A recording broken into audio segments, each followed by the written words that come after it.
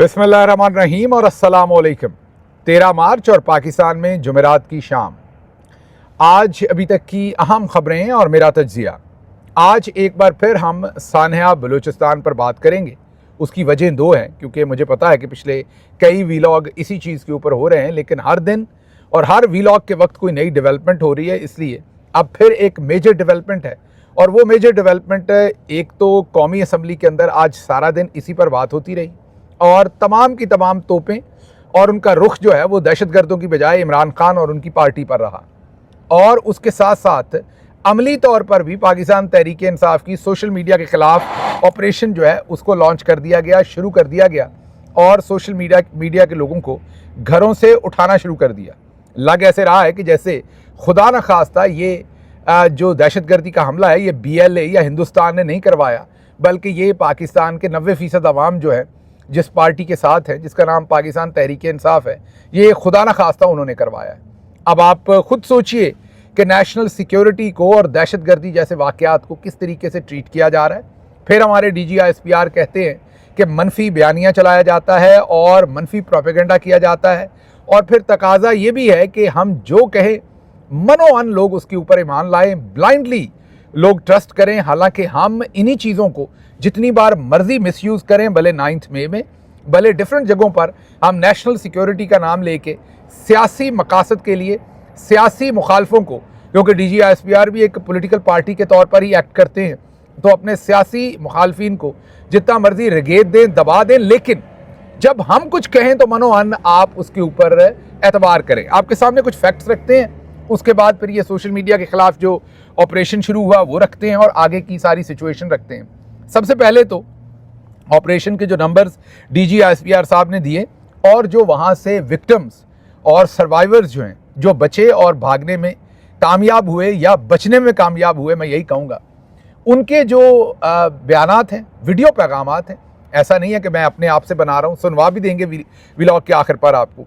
उनके जो video messages हैं जो BBC, इंटरनेशनल मीडिया और चंद लोकल लोगों ने रिकॉर्ड करके और सोशल मीडिया पर डाले हैं, उनके अंदर जो बातचीत है उन बयानात के अंदर और जो DG ISPR साहब ने जो इन्फॉर्मेशन प्रोवाइड की है उनमें बहुत बड़ा गैप है। DG साहब कह रहे हैं कि वहाँ पर 33 दहशतगर्दों को हलाक किया गया और 21 शहरी जो है वो शहीद हुए। अब जो वहाँ से लोग बच के निकले उनमें से एक ने कहा कि 70 से 80 लाश। अब ये जो 70 से 80 लाशों का बयानिया दिया गया है, ये वहाँ से जो एक विक्टिम, जो एक सर्वाइवर बचे हैं, ये उनका है। उनके मुताबिक 70 से 80 लाशें वहाँ पर मौजूद थीं। दूसरी तरफ DG ISPR साहब ने कहा कि सिर्फ 21 शहरी जो है वो शहीद हुए। अब इसके अलावा एक और अकाउंट जो है वो ये कहता है कि शुरू में दहशतगर्द बहुत ज़्यादा थे। कुछ लोग दर्जनों में कहते हैं, कुछ सैकड़ों में कहते हैं। वो कहते हैं कि शुरू में दहशतगर्द बहुत ज़्यादा थे, जब उन्होंने ट्रेन रोक ली और अपना काम कर लिया, इनिशियल किलिंग कर ली, उसके बाद उन्होंने सोचा कि हमारा मिशन मुकम्मल हो गया है, तो दहशतगर्द वहाँ से चले गए और 5 दहशतगर्द वहाँ पर रह गए। सिर्फ कितने? 5 दहशतगर्द सिर्फ रह गए और फिर उन्होंने ही कंट्रोल किया और उन्होंने ही लोगों को टोलियों में बैठाया और फिर जिसको उन्होंने कत्ल करना था या पीछे से उन्हें इंस्ट्रक्शन आती थी, उनको वो टोलियों में से उठा के तो कत्ल कर देते थे। ये अब एक और अकाउंट है जो सामने आया। अब जब DG साहब का अकाउंट हम सामने रखते हैं तो वो कहते हैं कि 33 दहशतगर्द जो हैं उनको हलाक किया गया है। ये कहते हैं जो एनी शाहिद हैं वो कह रहे हैं कि वहाँ सिर्फ 5 दहशतगर्द थे। अब हम ये बिल्कुल नहीं कह रहे कि DG ISPR जो हैं वो झूठ बोल रहे हैं, गलत कह रहे हैं, ना ही हम ये कह रहे हैं कि ये जो सर्वाइवर है, जो एनी शाहिद है, वो झूठ बोल रहा है या गलत कह रहा है, क्योंकि हम ऐसी पोजीशन में नहीं, हम वहाँ पर नहीं थे। तो इस वजह से जो रियलिटी है वो आवाम के सामने आनी चाहिए, जो हकीकत है वो आवाम के सामने आनी चाहिए, और ऐसे नहीं जैसे रखी गई है कि 32 घंटे हम इस सारे मामले के अंदर से वैसे ही चुप रहे, खामोश रहे, और 32 घंटे के बाद अचानक हमें ये याद आया कि हमने अब ये एक टेलीविज़न के ऑडियो बीपर के ऊपर हमने ये अपना तमाम बयान देना है और किसी किस्म की प्रेस कॉन्फ्रेंस नहीं करनी, और उसके बाद हमने ये एक बयान दे दिया। और अब हम चाहते हैं कि इस एक बयान के ऊपर जो ऑडियो बीपर पर हमने दिया, अवाम जो है वो ब्लाइंड ट्रस्ट करे, मनोअन जो है वो ट्रस्ट करे। अच्छा, यहाँ पर बहुत सारे सवालात हैं जिनके जवाब जो हैं वो अवाम को चाहिए। मसलन लोग ये जानना चाहते हैं, चंद बुनियादी सवाल, मसलन लोग ये जानना चाहते हैं, बड़ा बुनियादी सवाल, कि वहाँ टोटल कितने लोग थे, कितने मुसाफिर थे जो शहीद हुए, उनके नाम, उनकी आइडेंटिटी और कितने हैं जो बचा लिए गए, उनके नाम, उनकी आइडेंटिटी, फिर कितने दहशतगर्द वहाँ पर थे, उनमें से जिनकी आइडेंटिटी पता है वो आइडेंटिटी, जिनकी आइडेंटिटी नहीं पता उनकी कोई तस्वीर जिनको मारा है, क्योंकि हमेशा दहशतगर्दों को मारने के बाद उनकी तस्वीर जारी की जाती हैं, इस दफ़ा अभी तक जारी नहीं की गई। ये एक बुनियादी सवाल है। उसके बाद कितने फ़ौजी एहलकार जो हैं वो ज़ाहिर है हमारे शहीद हुए हैं, कितने ज़ख्मी हुए हैं, उनकी डिटेल अगर कौम को मिले तो। फिर टोटल जो ये सारा ऑपरेशन है, ये इसकी तफसीलात जो बताई जा सकती हैं, मीन ज़रूरी नहीं कि आप सारी तफसीलात बताएं, जो आप बता सकते हैं वो तफसीलात बतानी चाहिए। फिर आपने उस ऑपरेशन के दरमियान कोई सेटेलाइट फ़ोन पकड़ा है, कोई और शवाहिद हैं, वो भी कौम को बिल्कुल बताने चाहिए। ये जो हम सेटेलाइट फ़ोन की बात कर रहे हैं, ये बिल्कुल वैसे ही कर रहे हैं। याद कीजिए जब मुझे अरेस्ट किया था तो एक सेटेलाइट फ़ोन जो है वो जाकर मेरे अपार्टमेंट में से बरामद किया था। मुझे दहशतगर्दों की तरह हथकड़ी लगाई गई थी, मुझे उस अपार्टमेंट में ले जाया गया था, वहाँ से एक नाजायज़ पिस्तौल भी बरामद कर लिया गया था और वो तमाम चीज़ें सामने रख के मुझे ऐसे पेश किया गया था जैसे मैं BLA से ज़्यादा बड़ा दहशतगर्द हूँ।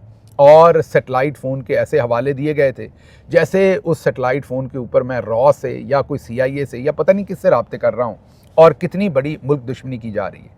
चलें, आपको उस टाइम बहुत मुनासिब लगा कि आपने ये किया, लेकिन अभी समझ नहीं आ रही कि अगर BLA के जो असल वाले दहशतगर्द थे, हमें तो आपने बना दिया ना, हमें तो आपने बागी, गद्दार, चलें आपने दहशतगर्द भी जितने पर्चे आप देते हैं हमें तो आपने बना लिया, लेकिन अब ये असल वाले दहशतगर्द थे। हजूर, ये बंदूक का मुकाबला बंदूक से था, ये कोई आगे सियासतदान नहीं था, कोई आम शहरी नहीं था, कोई ऐसा आप ये कह लें कि निहत्ता शहरी नहीं था जिसने कुछ नहीं करना। इसने तो हमारे शहरियों को इन्होंने कत्ल किया है, इन्होंने जुल्म किया है वहाँ पर। अब इनका आपने कुछ भी नहीं दिखाया अभी तक। अच्छा, फिर दूसरी बात यहाँ पर याद कर लेते हैं। चलें, मैंने अपना वाक़या तो सामने रखा, उसके अलावा भी हम वाक़यात याद कर लेते हैं। याद कीजिए 9 मई को जब आपने वो सारा ऑपरेशन किया तो 48 घंटे के अंदर अंदर आपने 10,000 अफराद को उठा लिया। जी हाँ, 10,000 पाकिस्तानी निहत्ते जो थे, मासूम जो थे, पाकिस्तान तहरीक इंसाफ से जो वहाँ पर आपके वो टेलीफोन की वो जो कहते हैं जियो फेंसिंग उसके अंदर आया, आपने उनको उठा लिया, तकरीबन 10,000 के करीब लोगों को। अभी 24 घंटे गुजर गए हैं, 24 कह दिया, 48-72 घंटे गुजर गए हैं, किसी किस्म की कोई अरेस्ट नहीं आई। ये क्यों अरेस्ट नहीं आई? मीन उस वक्त और अब के वक्त में क्यों इतना डिफरेंस? अच्छा, फिर यही नहीं, याद कीजिए कि 9 मई के बाद कैसे लाइव मैराथन ट्रांसमिशन हुई थी। याद कीजिए लाहौर की पुलिस, पंजाब पुलिस बैठती थी, मैडम रोलेक्स और पता नहीं कौन कौन बैठ के मैराथन किस्म की लाइव ट्रांसमिशंस होती थी। चार्ट्स दिखाए जाते थे, ग्राफिक्स दिखाए जाते थे, तस्वीरें दिखाई जाती थी, नेटवर्किंग का चार्ट दिखाया जाता था। फ़लाँ ने फ़लाँ को ऑर्डर किया, फ़लाँ ने फ़लाँ को किया, फ़लाँ का कॉन्टैक्ट इसके साथ था। जियो फेंसिंग में ये पता चला है, इसमें मुराद राज का कॉन्टैक्ट इतने लोगों के साथ था, एजाज चौधरी का इसके साथ था, यास्मीन राशिद का इसके साथ था। ये तो आपने दहशतगर्द बना दिए सारे जो मुहिब वतन पाकिस्तानी थे, सियासतदान थे। अब जो असल दहशतगर्द हैं उनको उन्होंने हमारे इतने शहरी शहीद कर दिए हैं, इतना बड़ा जुल्म किया पूरे पाकिस्तान में, क्या पूरी दुनिया में हमारी जगहसाई कर दी। आपने कोई प्रेस कॉन्फ्रेंस ही नहीं की, कोई आपको वो मैडम रोलेक्स नहीं मिली, कोई वो SP साहबा नहीं मिली, कोई DIG नहीं मिला, कोई IG नहीं मिला जो बैठकर प्रेस कॉन्फ्रेंस करे, वही ग्राफिक्स दिखाए, वही लाइव ट्रांसमिशन हो, उस जहाँ पर ये हमला हुआ लोगों को वहाँ का विजिट करवाया जाए, उनकी लाशें पड़ी हों, मीडिया जाकर देखे, उसको बताएं कि ये दहशतगर्द थे, आप उनके हवारियों को पकड़ें, उनको दिखाएं जैसे 10,000 पाकिस्तानियों को। तो ये बहुत सारे सवालात हैं, लेकिन अब मसला ये है कि जो सवाल उठाता है उसको गद्दार और दुश्मन कह दिया जाता है। ये देखें, ये हिंदुस्तान का एजेंडा रखता है। मतलब अब सवाल उठाना जो है और सिक्योरिटी लैब्स के ऊपर सवाल उठाना, मतलब अगर सैकड़ों दहशतगर्द इकट्ठे हुए, उन्होंने 450 अफराद के ऊपर मुश्तमिल एक ट्रेन को यरगमाल बना लिया। अब ये क्या सिक्योरिटी फेलियर नहीं है? क्या पाकिस्तान में इसके बाद इन्वेस्टमेंट उसी तरीके से आएगी? क्या पाकिस्तान की ये जगहसाई नहीं है? इसके ऊपर अगर आप सवाल पूछेंगे तो गद्दार ठहराए जाएंगे, आप पर दहशतगर्दी और गद्दारी के पर्चे दिए जाएंगे। अब इसमें लेकिन सवाल तो फिर भी उठाने पड़ेंगे, क्योंकि ये सवाल जेन्युइन है, ये कोई इंटेंशन इसमें कोई बैड नहीं है। अब सवाल ये है कि ये सब का सब कहाँ पर प्लान हुआ, किसने किया? अगर इसके पीछे हिंदुस्तान है तो खुल के बताया जाए। ये हम गोल गोल क्यों घुमाते हैं? हम कहते हैं इसके पीछे अफ़गानिस्तान है, अफ़गानिस्तान से राब्ता था, फिर कहते हैं जो फॉरेन ऑफिस है वो कहता है नहीं इसमें हिंदुस्तान भी है। जो भी है, हम खुल के उसका नाम क्यों नहीं लेते? पहली बात। दूसरी बात ये कि अगर ये तमाम ताने बाने बाहर मिलते हैं, तो फिर एक मैराथन लाइव ट्रांसमिशन 9th वे की तरह करके अवाम को क्यों एतमाद में नहीं लिया गया? इतने लोग थे, इन्होंने प्लान किया, इतने हमने मार दिए, इतने भाग गए, उनको हम फॉलो कर रहे हैं, वो इस तरफ गए या उस तरफ गए, और हम जो भी हमारे पास सैटेलाइट टेक्नोलॉजी है वट उसके तहत हम उन्हें राउंड अप करने की कोशिश कर रहे हैं और जल्द हम उन्हें गिरफ्तार करेंगे या उन्हें हम कैफरे किरदार तक पहुंचाएंगे। ये तमाम चीज़ें किसने कॉन्फिडेंस में लेना है? 72 घंटे से ज़्यादा गुजरने वाले हैं सानहे को, अभी तक किसी ने इसके ऊपर कोई मुसद्दका मरवजा इंफॉर्मेशन नहीं दी, किसी किस्म की प्रेस कॉन्फ्रेंस नहीं दी, बल्कि बहुत ही गैर संजीदा रवैया जो है वो हमने मीडिया पर उस दिन तो देखा ही कि मीडिया जो है और चीज़ें डिस्कस कर रहा था जैसे बिजनेस एज यूजुअल है। 450 शहरी अगवा हुआ है और मीडिया प्रिटेंड कर रहा है कि इट्स बिजनेस एज यूजुअल, कुछ हुआ ही नहीं पाकिस्तान में। आज कौमी असम्बली में भी वही हुआ। ख्वाजा आसिफ जुगतबाजी कर रहा है, वो वहाँ ठट्ठे उड़ा रहा है, मजाक उड़ा रहा है जैसे वो हमेशा पहले उड़ाता है, वहाँ कहके लग रहे हैं, वहाँ पर लतीफ़े चल रहे हैं। ख्वाजा आसिफ कहता है कि ये पाकिस्तान तहरीक इंसाफ ने ट्वीट किया है और वो ये कहते हैं कि जो औरतें और बच्चे हैं वो तो उन्होंने BLA वालों ने कहा कि हमने खुद ही छोड़ दिए हैं और हुकूमत कहती है कि हमने छुड़वाए हैं। तो ये देखें, ये गद्दारी है मुल्क से कि पाकिस्तान तहरीक इंसाफ ने ये कहा। इसमें क्या गद्दारी है? ये फैक्ट नहीं है क्या? उन्होंने आपकी स्टेटमेंट से पहले नहीं कहा कि हमें छोड़ दिया? क्या जो लोग बच के निकले हैं, क्या उनके वीडियोज़ नहीं हैं जो हमने अपने वीलॉग में पिछली दफ़ा दिखाए हैं, सुनवाए हैं, जो कहते हैं कि उन्होंने हमारे साथ औरतें, बच्चे और जो बुज़ुर्ग थे उनको उन्होंने कहा आप लोग चले जाएँ। अब ख्वाजा साहब, इसमें यकीनी तौर पर ये जो दहशतगर्द हैं ये पाकिस्तान के दुश्मन हैं, ये सफाक हैं, ये घटिया हैं। इन लोगों को कैफरे किरदार तक पहुंचाना चाहिए। इस दहशतगर्दी की मजम्मत है। ये हर सूरत हर पाकिस्तानी के दुश्मन है। किसी पाकिस्तानी के दिल में भी इनके लिए सॉफ्ट कॉर्नर नहीं है और जिसके दिल में होगा वो यकीनन पाकिस्तानी नहीं होगा। अब इनकी मजम्मत कर दी, जितने सख्त अल्फाज में आप चाहते हैं मैं उतने सख्त अल्फाज में इनकी मजम्मत करता हूँ।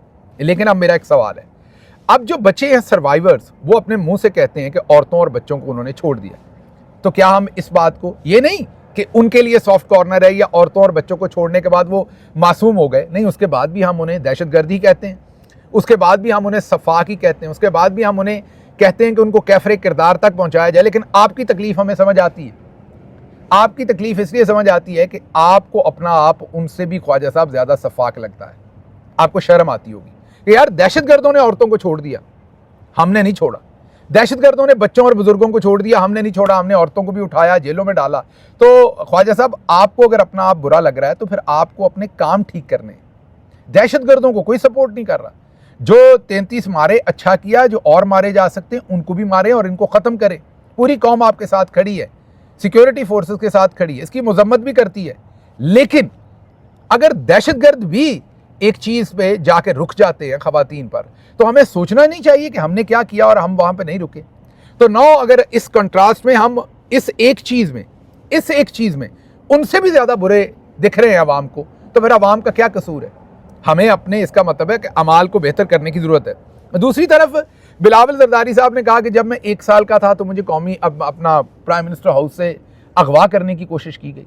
वो मतलब वो अपने बचपन के किस्से सुना रहे थे, वो कोई सीरियस नहीं थे कि आज की बात पर कोई सीरियस बात करनी। अब आप लोग कितने सीरियस हैं? महमूद खान अचकज़ई बलूचिस्तान से, सीनियर तरीन सियासतदान, वो आज कौमी असम्बली में बोलने लगे तो उनका माइक्रोफोन बंद कर दिया गया, उनको बात ही नहीं करने दी गई। उन्होंने बगैर माइक्रोफोन के बात की। उन्होंने कहा कि आप कॉलोनी का मतलब देखें, हम बलूचिस्तान वाले, सिंध वाले, गिलगित बल्तिस्तान वाले, कश्मीर वाले, हम आज भी KP वाले, हम आज भी एक कॉलोनी की तरह रह रहे हैं। पंजाब को छोड़ के उन्होंने कहा कि सब हम कॉलोनी के तौर पर रह रहे हैं। अच्छा, ये भी उनका गिला वैसे ऐसे ही है, पंजाब के भी कोई चंद % अशराफिया होगी, बाकी हम सारे भी तो कॉलोनी की तरह ही रह रहे हैं। अचकज़ई साहब, बाल ये हमारा एक सीरियसनेस का हाल है कि जब बलूचिस्तान जल रहा है, वहाँ का सीनियर तरीन सियासतदान पार्लियामेंट में बात करना चाहता है, हमने उसका माइक्रोफोन बंद कर दिया। फिर पुलेन बलोच जो हैं उन्होंने कहा कि बलूचिस्तान में सरदारों का कंट्रोल ख़त्म हो गया है। PhD डॉक्टर्स, इंजीनियर्स जो बच्चे हैं वो अब मुज़ाहमत कर रहे हैं और उन्होंने बंदूक उठा ली है। और उन्होंने कहा कि शहबाज शरीफ अगर जाएंगे, ये हुकूमती रुकन है जिनकी मैं बात कर रहा हूँ, ये PMLN के MNA हैं, उन्होंने कहा अगर शहबाज शरीफ वहाँ जाएंगे और उल्टे सीधे बयान देंगे तो जलती पर तेल डालेंगे, बेहतर है ना जाएं, बेहतर है मज़ीद काम को ना ख़राब करें। अच्छा जी, ये तो सब कुछ हो गया। जो बलूचिस्तान का जो जवान है वो हमसे खफा है। पुलेन बलोच ने यह भी कहा कि इलेक्शन सिलेक्शन बन गए, जब धागों से सिली हुई ऐसी लाशें जिनके सीने धागों से सिले हुए हैं, जब वो माँओं और बहनों को रिसीव होंगी तो क्या वो माएँ और बहनें रियासत से मोहब्बत करेंगी? ये सवाल उन्होंने उठाया। लेकिन मुझे लगता है कि अब ये सवाल उठाने पे आपने इन्हें गद्दार और बागी कह देना है और इनको भी मुझे लगता है कहीं उठा ना लिया जाए। तो बहरहाल अवाम अभी तक इंतज़ार कर रही है कि कौमी सलामती के नाम पर जिस तरह 9 मई को मैराथन ट्रांसमिशन हुई थी और 10,000 बंदा पकड़ लिया गया था, उस तरह अब कौम को कैसे एतमाद में लिया जाता है और इन्फॉर्मेशन दी जाती है। लेकिन एक काम हुआ है, इस सब कामों के अंदर एक काम हुआ है, 9 मई की तरह ही एक काम हुआ है, और वो ये है कि पीटीआई की सोशल टीम पर छापे और गिरफ्तारियां शुरू कर दी हैं। फरहान अहमद चिश्ती को बगैर किसी इल्ज़ाम के हिरासत में लिया गया है।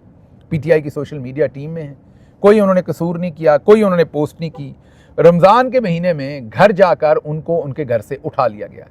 अब आप फरहान चिश्ती की वालदा के बारे में सोचें, वो भी मुहिब्बे वतन वालदा ही होंगी, उन्होंने भी बेटा मुहिब्बे वतन ही पैदा किया है। जो डीजी ISPR साहब की वालदा हैं और फरहान अहमद चिश्ती की वालदा हैं, दोनों मुहिब्बे वतन पाकिस्तानी हैं। फरहान चिश्ती भी मुहिब्बे वतन है, लेकिन उसको रमज़ान के महीने में उठा लिया गया है। अब उसकी माँ क्या सोचती होगी? एक तरफ BLA के दहशतगर्द हैं जो बकौल ऐनी शाहदों के 5 रह गए, बाकी चले गए, और दूसरी तरफ ये बेचारा फरहान चिश्ती है जो सोशल मीडिया एक्टिविस्ट है, एक पॉलिटिकल पार्टी का, सबसे बड़ी पॉलिटिकल पार्टी का, उसको उठा लिया गया है। और मकसद सिर्फ यही है कि किसी तरह से भी आपने आवाज़ें बंद करनी है, लोगों को बोलने नहीं देना। हालांकि सोशल मीडिया भी मीडिया है, बस ये ज़रा सोशल है, इसमें आवाम अपने दिल की भड़ास निकालती है और जो ग्राउंड के ऊपर टेम्परेचर है हकीकी, वो आपके सामने आता है, और ऐसी कोई बात नहीं। तो मेरा एक मैसेज वैसे पाकिस्तान तहरीक इंसाफ की क़यादत और आम आवाम को भी है, आपको बिल्कुल दफाई पोजीशन नहीं लेनी चाहिए। इन्होंने सारे टाउट्स, इन्होंने सारे हुकूमती जो टाउट्स हैं और सहाफ़ती टाउट हैं, वो इस बात पर छोड़ दिए कि ये देखें जी, जो तहरीक इंसाफ का बयानिया है ये हिंदुस्तान के बयानिए के साथ मिल रहा है, ये फ़लाने के साथ मिल रहा है। भाई हमें किसी को बताने की ज़रूरत है हम मुहब्बे वतन है, ये तो हमें समझते ही नहीं है। लेकिन ये हमें समझे ना समझे, हमें तो पता है हम मुहब्बे वतन हैं कि नहीं। जो आम पाकिस्तानी है उसको क्या अब इस चीज़ का स्टाम्प पेपर लिख के देना पड़ना है कि वो मुहब्बे वतन है? क्या कोई भी पाकिस्तानी इन दहशतगर्दों को किसी भी तरह से अप्रिशिएट कर सकता है?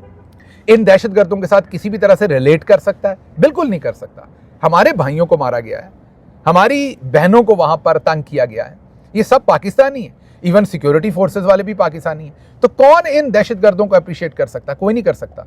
तो इसलिए पाकिस्तान तहरीक इंसाफ को बिल्कुल भी डिफेंसिव रद्द-ए-अमल नहीं देना चाहिए, कोई एक्सप्लेनेशंस नहीं देनी चाहिए, सवालात पूछने चाहिए, सवालात भी मंतक के साथ पूछने चाहिए। शऊर जो है ना, वो दलाइल से और मंतक से आता है, शऊर शोर मचाने से नहीं आता। बिल्कुल मत डरें कि ये आपको मुहिब्बे वतन कैटेगरी से निकाल रहे हैं, या आपको बुरा कह रहे हैं या अच्छा कह रहे हैं। बिल्कुल दबा के सवाल करें जो ठीक हैं। सिक्योरिटी लैप्स हुआ है और उस पर सवालात बनते हैं और करने चाहिए। जो सवालात हैं वो मैं आपके सामने रख देता हूँ। ये ऑपरेशन किसने प्लान किया? सिक्योरिटी क्यों नाकाम हुई?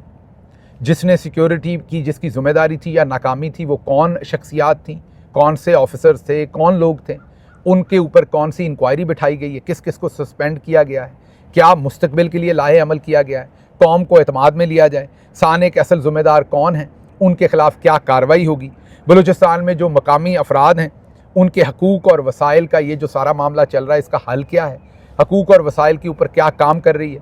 रियासत पिछले इतने सालों से जो स्ट्रेटजी अपनाए हुए वो काम नहीं कर रही, काउंटर प्रोडक्टिव है। तो क्या हम नई स्ट्रेटजी के साथ क्या स्ट्रेटजी बना रहे हैं? क्या हम एक ओवरऑल आप एक कह लें कि एक कौमी जरगा बना रहे हैं इसके ऊपर बैठकर? ऑल पार्टीज़ कॉन्फ्रेंस बुलाएं, उसमें इमरान खान साहब को भी पैरोल पर जेल से निकालें और उस ऑल पार्टीज़ कॉन्फ्रेंस के अंदर मदऊ करें। और क्योंकि इमरान खान के पास ही इसका सलूशन है, अवाम तो उनके हाथ में, और उनको बुलाकर बिठाएं क्योंकि अवाम उनके साथ है ताकि वो कोई सलूशन जो है वो प्रपोज कर सके। इसके साथ साथ ये भी सवाल करें कि कौमी सलामती के नाम पर हमेशा सियासी इंतकाम ही क्यों लिया जाता है? दहशतगर्दी BLA ने की है और उठाने पाकिस्तान तहरीक इंसाफ के वर्कर शुरू कर दिए हैं। फिर मुज़ाकरात की बजाय हम बंदूक ही क्यों इस्तेमाल करना चाहते हैं जब उसके ऊपर काउंटर प्रोडक्टिव हो रही है वो स्ट्रेटजी हमारी।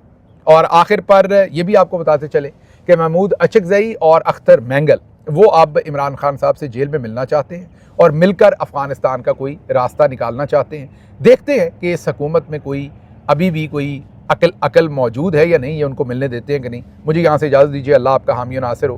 पाकिस्तान जिंदाबाद।